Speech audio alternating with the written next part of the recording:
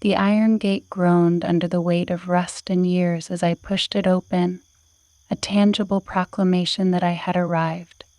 My boots crunched gravel underfoot, a staccato accompaniment to the pounding of my heart.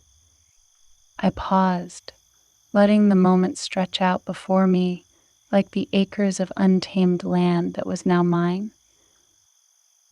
The farm stood solemnly against the backdrop of a graying sky, its weathered facade a testament to a life once lived within its walls. It was mine, this slice of solitude, a canvas awaiting new hues under my hands. The thrill of ownership sent a shiver up my spine as I approached the house, stepping over a threshold worn by time and countless footsteps. I wandered through the rooms, each one echoing with the bareness of abandonment. Dust motes danced in shafts of light that pierced the gloom, illuminating patches of faded wallpaper and aged wood. In the kitchen, the remnants of yellowed curtains fluttered at the kiss of a gentle breeze, as if greeting me into their confidence. My mind teemed with visions of what could be of paint freshening walls, laughter ringing in the air, and the warm glow of light spilling from windows. The sense of possibility was almost palpable, wrapping around me like a comforting embrace. I imagined gardens blooming with color and life, a stark contrast to the current overgrown tangle of weeds that had claimed the land. In the stillness, there was a profound sense of beginning anew. Adele Turner, owner of an old farm, ready to roll up her sleeves and breathe a life into a place forgotten by time but ripe with potential. This was more than just property, it was a promise of reinvention, a sanctuary where I could weave my own narrative thread into the fabric of its history.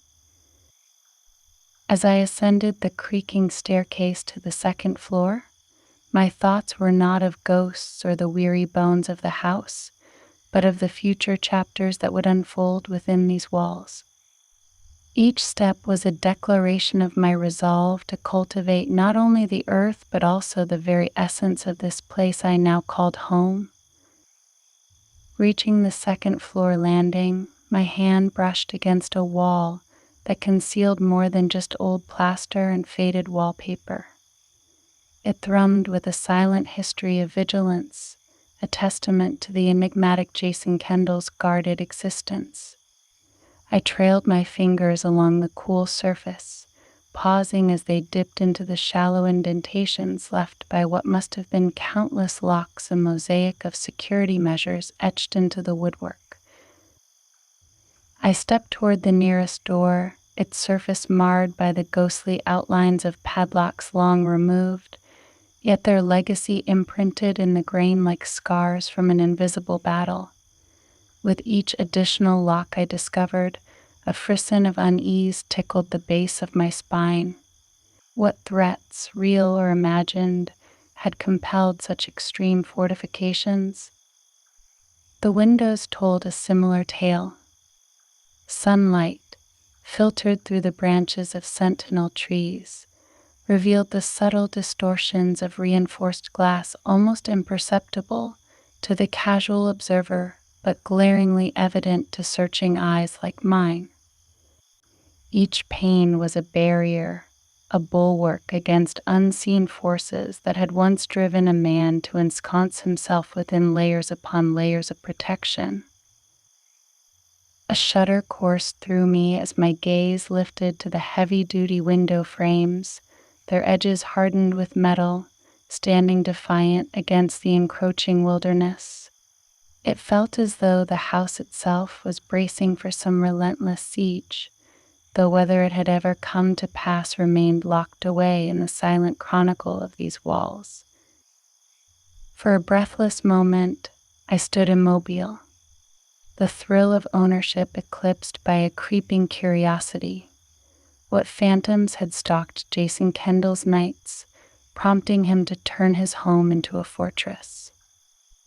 Or had the solitude twisted his perception, conjuring threats from the whispers of wind through the cracks. The weight of these questions pressed against my chest, but I exhaled them slowly, refusing to let the former owner's phobias taint my vision for this place. This farm was mine now. It would be a haven, not a hideaway. With a determined touch, I ran my thumb over the pitted surface where a lock had once been, silently promising to fill these hollows with hope rather than fear. The sun dipped below the horizon, casting long shadows across the interior of the farmhouse that was now mine. As I unpacked another box, my fingers stumbled upon an anomaly in the wood paneling, a sliver of darkness that betrayed a hidden compartment. Curiosity pried at me, and with deft movements I coaxed it open. Inside, a row of dusty surveillance camera feeds lined the small space, their lenses long deactivated but still possessing an invasive stare that seemed to follow me. My heart drummed a cautious rhythm as I considered Jason Kendall's need for such vigilant watch over his solitude. I traced the wires, mapping a silent network throughout the house, and wondered what phantoms he had been guarding against. My gaze roamed the walls, now noticing subtle markings etched into the woodwork, runes or symbols whose meanings were lost to me, but tinged with an intention that felt far from benign.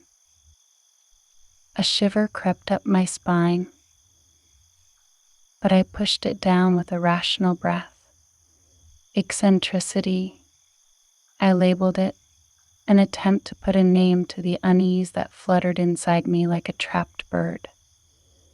The peculiarities of a reclusive man's habits were not my own. Yet, as the last light of day surrendered to night, and the dark corners of the old farm whispered with secrets, my resolve wavered. I settled onto the threadbare couch, trying to reclaim the excitement of this new chapter, but the silence of the house hummed with a disquieting frequency. Shadows played tricks on my eyes, and every creak of the settling structure sounded like hushed footsteps treading just out of sight. I wrapped my arms around myself, seeking warmth against the growing chill of isolation that this place emanated. Old houses have their quirks, I murmured to the empty room, attempting to dismiss the nodding dread. But when the nocturnal symphony began soft thuds from the attic, the groan of floorboards from unused rooms, and the inexplicable tapping at the windows, I knew that dismissing these omens would not be so easily done. As shadows crept over my dilapidated farm, I stood for a moment at the kitchen window, taking solace in the stillness that evening brought. The quiet was pierced by an irregular tapping, subtle yet persistent, like the impatient fingers of an unseen hand drumming against the wooden exterior of my sanctuary. It was a sound out of place in the rural cadence, a disruption that prickled at the back of my neck. I moved away from the sink as curiosity drew me toward the back door. Jason's paranoid whispers, which once seemed the ramblings of an eccentric hermit, now echoed in my head, warning of dangers unseen and unknown. I stepped out onto the porch, the cool breeze teasing strands of brown hair from my loose ponytail, hazel eyes scanning the encroaching night. My breath formed small clouds before me, dissipating quickly into the crisp air. The noise grew louder, more insistent, like a coded message I couldn't decipher. With each step towards the barn, the ground beneath my boots felt increasingly unfamiliar. The night itself seemed to hold its breath as I approached the origin of the sound, the farm's nocturnal inhabitants silenced by the same unsettling intrusion that had stolen my peace. Then, without warning, the sky erupted in incandescent fury. Blinding lights poured down from above, bathing the fields in an unnatural glow that turned night into day. My hand flew up to shield my eyes, the intensity of the light forcing tears to escape their ducts. As my vision adjusted, I lowered my arm to witness a spectacle that defied all earthly logic. Suspended in the sky, a ship unlike any crafted by human hands hovered ominously over my farm. Its shape was fluid, almost organic, and it pulsed with a rhythm that suggested life within its metallic carapace. My heart raced, hammering against my ribs with primal fear.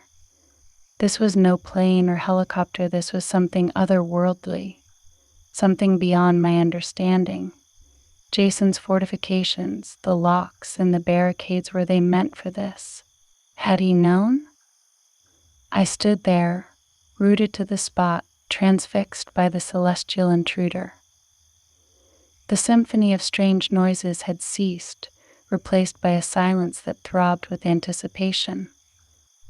In this moment, under the surreal glow of an alien gaze, I understood the true meaning of isolation, not just from others, but from the world I thought I knew. My breath hitched as a shadow detached itself from the darkness, slinking toward the farmhouse with purposeful stealth. The silhouette was unmistakably non-human, limbs too long, movements too fluid, an aura of otherness that sent shivers down my spine. Panic surged through me like an electric current, galvanizing my limbs into action. I spun on my heel, every internal alarm blaring a cacophony of warning. I sprinted toward the house, pulse throbbing in my ears, the alien's presence looming behind me like a predatory specter. My fingers fumbled at the door, slick with sweat, before finally turning the lock and throwing myself inside. I slammed the door shut, the thud echoing through the empty rooms, a futile declaration of safety. The house, Jason's fortress, became my sanctuary. His paranoia had stocked it with heavy-duty locks and reinforced windows features that once seemed excessive now felt like the thin line between life and death. I moved swiftly, hands trembling but determined, securing bolts and latches with fervent urgency. Each click a small victory, each snap a prayer whispered to the void. My heart pounded against my chest, a frantic drumbeat, as I peered through the window blinds. The glow from the ship illuminated the alien's form as it reached the porch, its head tilting curiously at the barrier that separated us. Its touch upon the window pane was light, exploratory, but to my horror, the glass began to frost over at its fingertips, tendrils of ice creeping across the surface. I refused to succumb to the terror that clawed at my throat. With dogged determination, I scoured the room for anything that could be used as a weapon or barricade. Chairs, tables, even books, anything to fortify my position. Yet behind the determination, empathy fluttered weakly. What did it want? Was it curiosity or conquest that drove this being to my doorstep? Breaths coming in short bursts, I backed away from the window, the frosted glass obscuring the creature's form, but not its intent. My mind raced, cataloging potential hideaways, escape routes, strategies for survival. The old farm had become a chessboard, and I was a king in check, maneuvering desperately to avoid the inevitable. I retreated to the kitchen, where the most robust locks were installed. It was Jason's last stand, his inner sanctum, and it bristled with his fear, now mine. The walls seemed to close in, the shadows to deepen, as if the house itself sensed the siege. I pressed my back against the cold metal of the refrigerator, scanning for any weakness in my defenses. The sound of scratching came first, subtle but persistent, a chilling reminder that wood and metal might not withstand the technology of the stars. My gaze fixed on the door, watching as it shuddered under an unseen force. Then, silence, a hush so profound it felt like the world held its breath. In this stillness, I steeled myself, summoning a courage born of desperation. Whatever happened, I would not go quietly into the night. This farm was my new beginning, and I would defend it, for in the vast uncertainty of the cosmos, this speck of earth was mine. The ship loomed like an ominous cloud, casting a pall over the once tranquil farm. It was so close I could see the etchings on its hull, patterns that glinted with a sinister purpose. My breath hitched in my throat, each shallow gasp a stark reminder of the fragility of the barrier between them and me.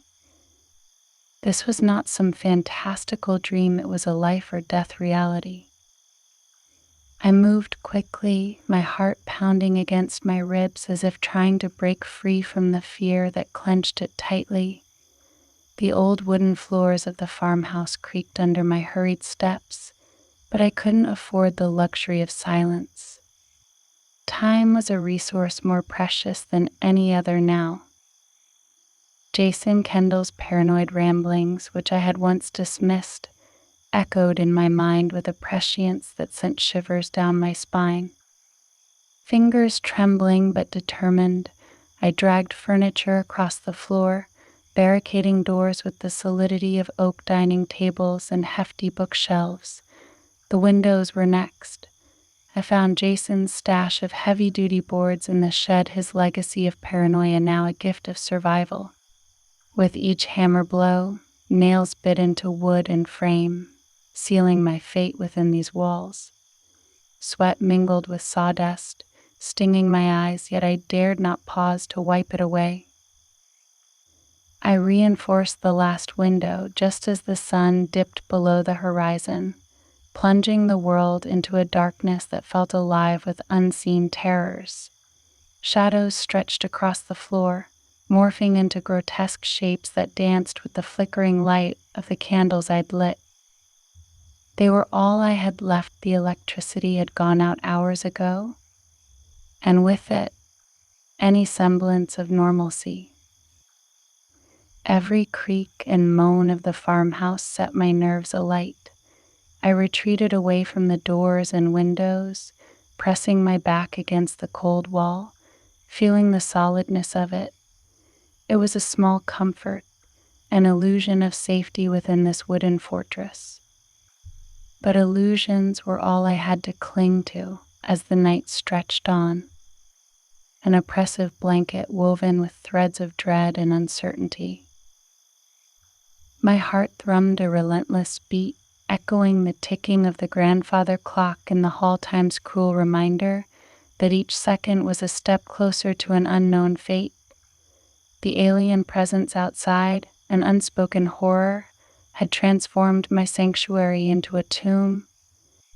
I edged toward the bedroom, the nerve center of Jason's eccentricities, a fortress within a fortress. Its heavy door, reinforced by his own hand, now stood as my final bulwark. I closed it behind me, sliding the deadbolt into place with a resounding click that seemed to momentarily silence the night. My fingers trembled as I moved Jason's old dresser, its wood groaning against the hardwood floor, lodging it firmly beneath the doorknob. The mirror atop it shook, reflecting my image back at me, hazel eyes wide with fear, hair plastered to my forehead with sweat, a soldier preparing for an unseen enemy. My gaze flickered to the space under the bed, a childhood refuge from nightmares. Had those fears been a premonition? A shiver raced down my spine. But now it wasn't the imagined monsters of my youth that I feared, it was the very real entity lurking beyond these walls.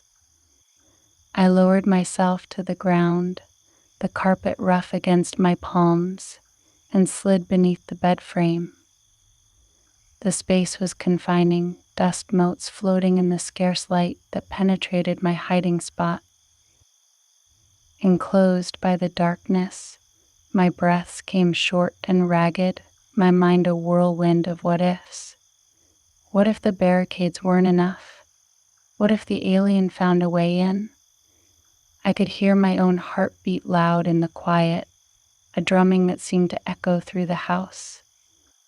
Each creak of the old farm structure was a potential harbinger of my doom. Underneath this bed, I found a sliver of solace. The metal springs above me were a lattice work of security, a barrier between me and the horrors that might await. I pulled Jason's old hunting knife from my belt, the one I'd found in his forgotten drawer, and clutched it tightly, its handle slick with perspiration.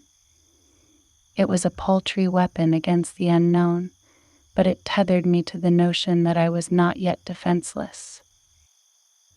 As the hours crept by, so did the shadows, their forms whispering along the walls as though the darkness itself was alive.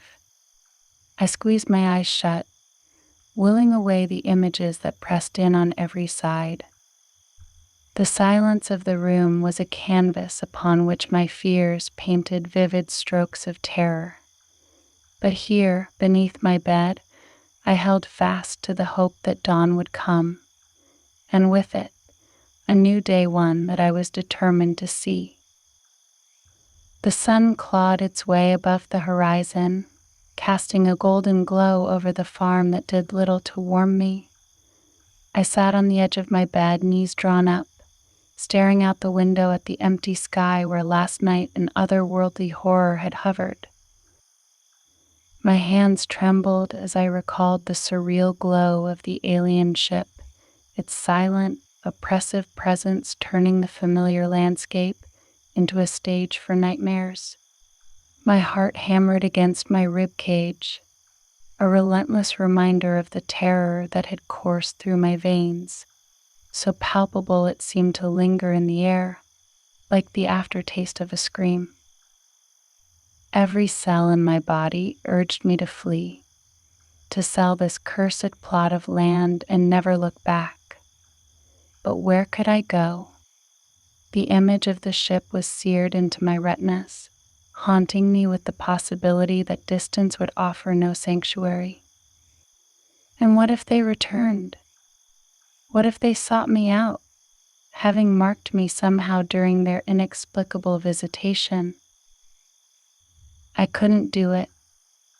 I couldn't put someone else in the crosshairs of such unfathomable danger. The decision cemented itself in the pit of my stomach, heavy and unyielding. This house, with its peeling paint and creaky floorboards, was now both my prison and fortress. Jason Kendall's paranoia, once dismissed as the eccentricities of a reclusive man, now resonated with chilling clarity. Had he too sensed the lurking threat from above? Despite the trauma that clung to me like a second skin, a steely resolve began to take root. I would not be chased from her home by shadows and fears, not without a fight. I closed my eyes, breathed deeply, and let the quiet strength that had driven me to start anew on this old farm fill my lungs, banishing a fraction of the chill that had settled in my bones. But even as the morning sun climbed higher, casting away the remnants of darkness, I knew I would always be watching the skies, wary of the day when fear might descend upon me once more. With trembling hands, I slid wooden hangers across the metal bar in the closet, the sound grating like an alarm. The clothes that once hung there lay in a discarded heap on my bedroom floor, their colors and textures now irrelevant and inconsequential. My sanctuary would be here, within these confined walls, where shadows could not stretch and the unknown could not breach.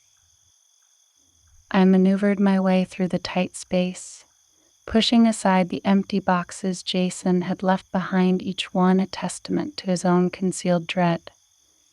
The closet was narrow and deep, the air stale and laced with the scent of old cedar wood. It was a strange comfort, that smell grounding me to the earth while my mind still spun among the stars. I dragged my mattress into the closet, forcing it to fit. The soft thud of it hitting the back wall echoed slightly, a reminder that this would be where I'd weather the tempest of my fears. Pillows came next, then blankets, layers upon layers that might shield me from the chill of the unknown.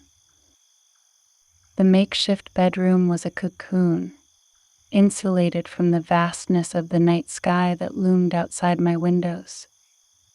Here, hidden from view, I could curl up and vanish from sight, as if I could trick them into believing the house was empty, that Adele Turner no longer existed in the place they had found her.